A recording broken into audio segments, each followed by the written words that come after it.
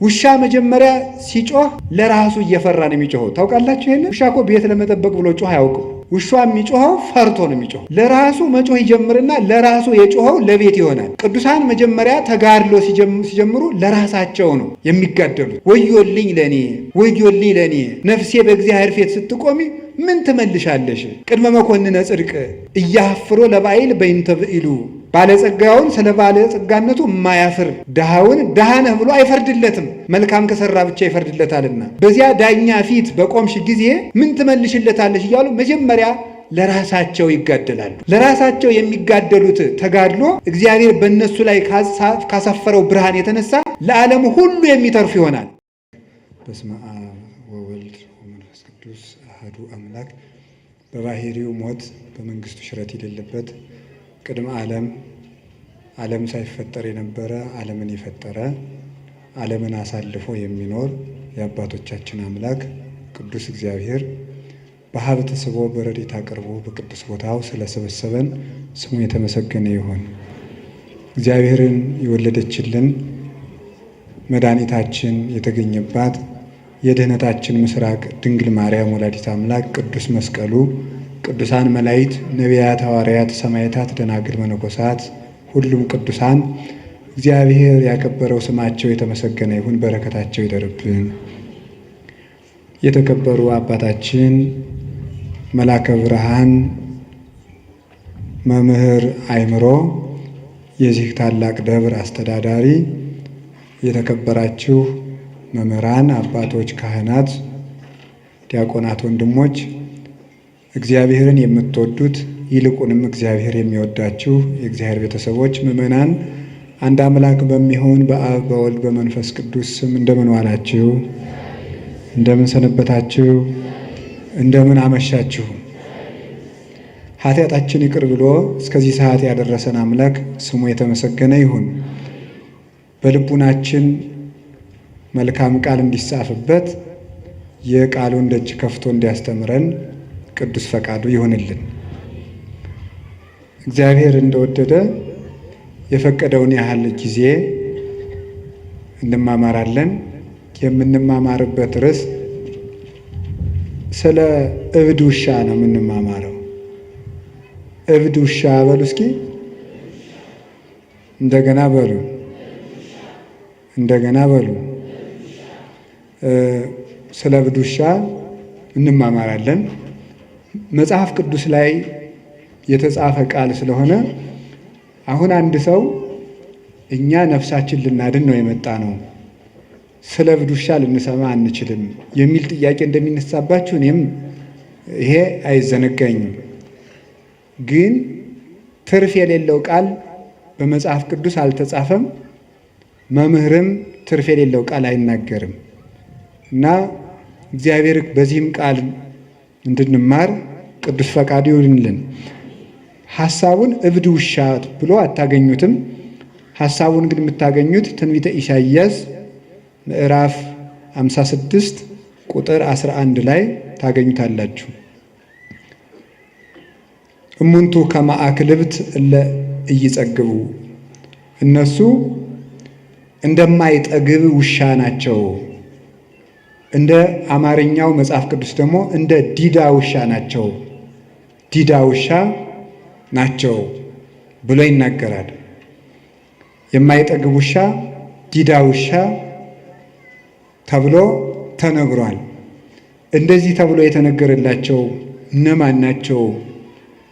እኛስ ከዚህ ለመዳን ምን ማድረግ አለብን የሚለውን ነው የምንማማረው። እንግዲህ ስለ ውሻ ተፈጥሮ በቅዱስ መጽሐፍ የተጻፈውን ጥቂት ነገር እነግራችኋለሁ። ውሻ በቤተ ክርስቲያን ለብዙ ትርጉም ነው የሚውለው። በሰይጣን ይተረጎማል።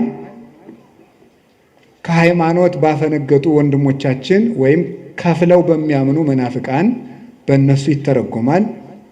በሰይጣን ይተረጎማል። በቅዱሳንም ይተረጎማል ውሻ ማለት ነው። በምዕመናንም ይተረጎማል ውሻ። እንደዚህ ያስባለውን ምን እንደሆነ እነግራችኋለሁ።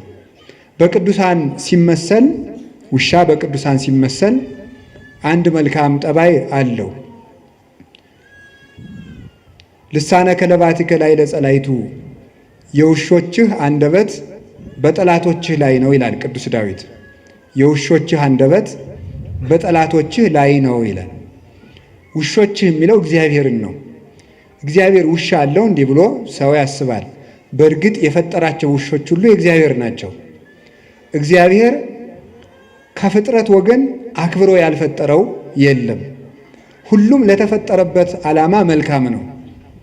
አንዱ ግን ያንዱን ጠባይ ሲወስደው ግን መልካም አይደለም። ውሻ በራሱ ተፈጥሮና በራሱ ዓለም መልካም ፍጡር ነው። ሰው ግን የውሻን ጠባይ ሲወስደው ደግሞ ልክ አይደለም። ለምሳሌነት የሚሆነውን መልካሙን ግን እንወስደዋለን። የውሻ መልካም ጠባዩ ጌታውን ያውቃል፣ የጌታውን ቤተሰቦች ያውቃል፣ ንቁ ሆኖ ቤት ይጠብቃል፣ በመዓዛ የመለየት ጸጋ አለው። ውሻ ጠላትም አያስገባም። አዲስ አበባ ያሉት ውሾች ግን ለዚህ ምሳሌ አይመቹም። ጅላጅል ናቸው። ምንም ወዳጅም ጠላትም አይለዩም። የአዲስ አበባ ውሻ ዝም ብሎ ለጅልነት የተሰበሰበ ነው።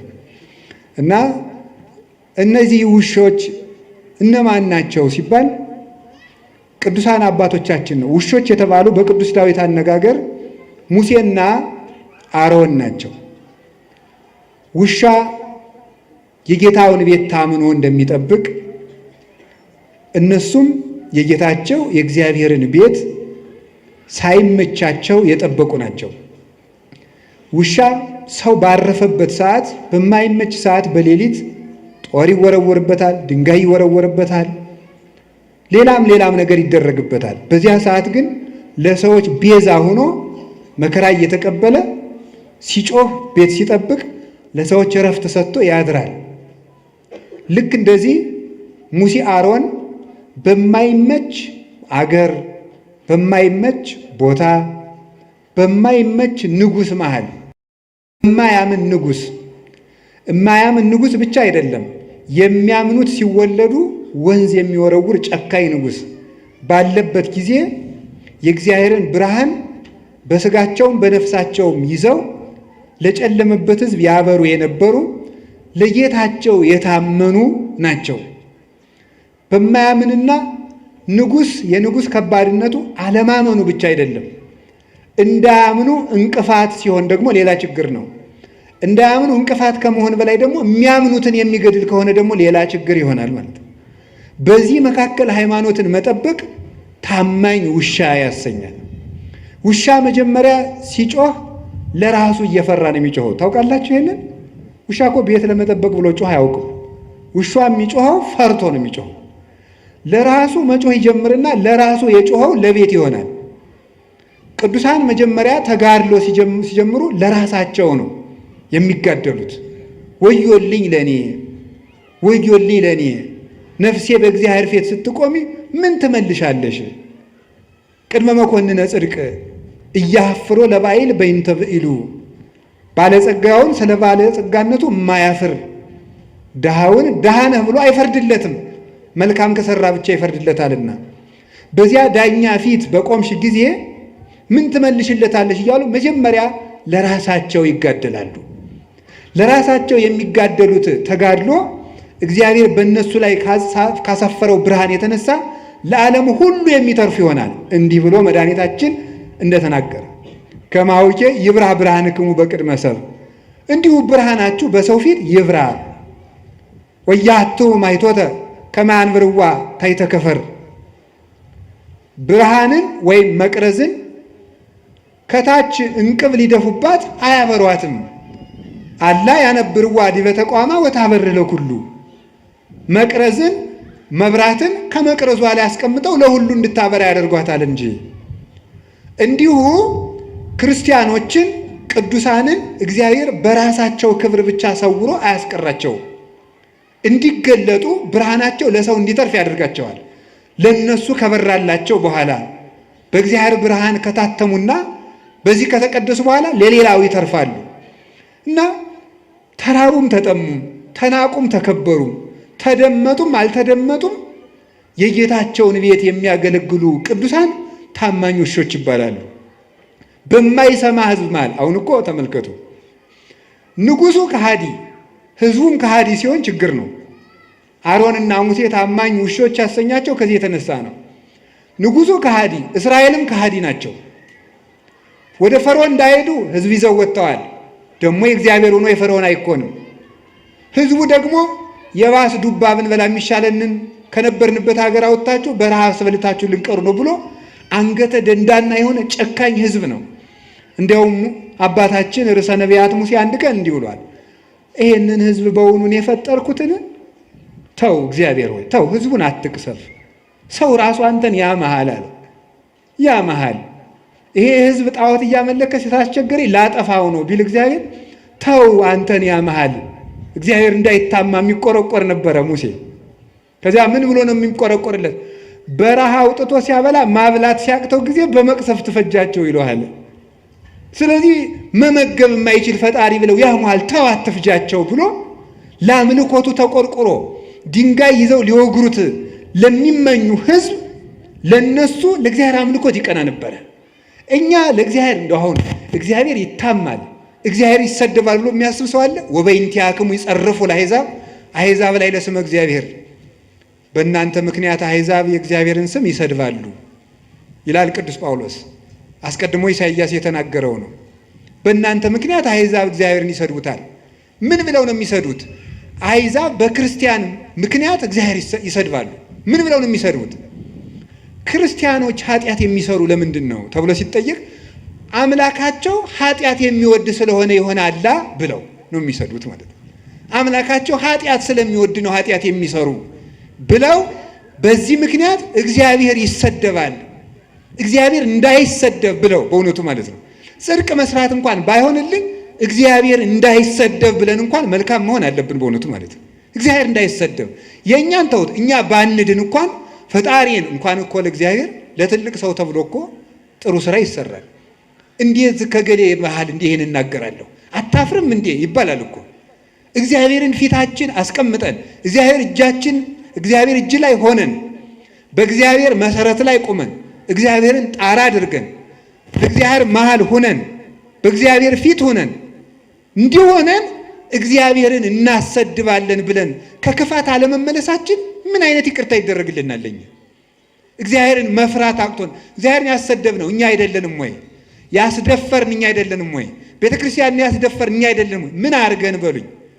ክፉ በመሆናችን ኃጢአታችን ከነሱ ከአሕዛብ ጋር እግዚአብሔርን ከማያመልኩ ሰዎች ጋር እኩል በመሆኑ እና ሳይመቸው ክርስቲያን የሚሆን እርሱ ታማኝ ውሻ ይባላል። ጌታውን የሚለይ እንጀራ የጣለለትን የሚለይ የጌታውን ቤተሰቦች የሚለይ እሱ ውሻ ይባላል።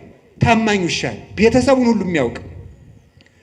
አሁን እዚህ ውስጥ አስነስቼ ብጠይቅ ሃይማኖቱን የሚናገር ምእመን አገኛለሁ ብዬ አላስብም። እርግጠኛ ነው የምሆነው በእናንተ በእውነት ማለት ነው። እንዲሁ ለእናንተ መብቃት አያስፈልገኝም፣ እናንተን ስለማውቃችሁ ማለት ነው። ከዚህ ውስጥ ሃይማኖታችሁ ምንድን ነው ሲበብት ብዬ ተዋሂዶ ምንድን ነው አናውቀው። እንዲሁ እኮ አሁን እንዲህ ይገርማችኋል። የማያውቅ ሰው ማወቅም የማይፈልግ ሰው ከእንዲህ ያለ በሽተኛ እግዚአብሔር ይሰውራችሁ። ታሞ መድኃኒትም ማዋጥ የማይፈልግ እዚህ በላይ ችግር አለን። እማናውቅ ለማወቅም ፈቃደኞች ያይደለን ደግሞ ድንቁርናችን ይዘን የምንመጻደቅ ተመጻዳቂዎች ለሁሉም ነገር። የዚህ ዘመን ሰውን የሚያስደንቀኝ በመሰላችሁ አንዱ ለሁሉም ነገር እውቀት አለው። ምን ማለት ነው? ለሁሉም ሰው ፖለቲካም ይናገራል፣ ሊቅ ነው። በዚያም ቤተክርስቲያን ላይ ይናገራል፣ በዚያም ሊቅ ነው። የማያውቀው እውቀት የለውም። ስለዚህ ሁሉንም አያውቅም ማለት ነው። ሁሉንም ስለማያውቅ ሁሉንም አያውቅ። እንዴት ሰው ሁሉን ሊያውቅ ይችላል? እንዴት ሰው ሁሉ ቦታ ሊቅ ይሆናል? ሁሉም ቦታ እጃችሁን ታወጣላችሁ። ሁሉም ቦታ ሲኖዶስን ለመተቸትም ሊቅ ናችሁ። ጳጳሳትን ለመተቸትም ሊቅ ናችሁ። የገዳም ስርዓትም ታውቃላችሁ። ስርዓተ ካህናት ታውቃላችሁ። የዲቁናን ጠባይም ታውቃላችሁ። ስርዓተ መንግስት ታውቃላችሁ። እኔ የዚህ ዘመን ሰው የማያውቀው ሰው አለን? የማያውቀው ነገር በጣም ሊቅ ናችሁ ማለት ነው። እኔ እውነቴን ነው የምነግራችሁ። ከእንዲህ ያለ ሁሉን አዋቂነት መመለስ አለብን እውነቱ ማለት ነው።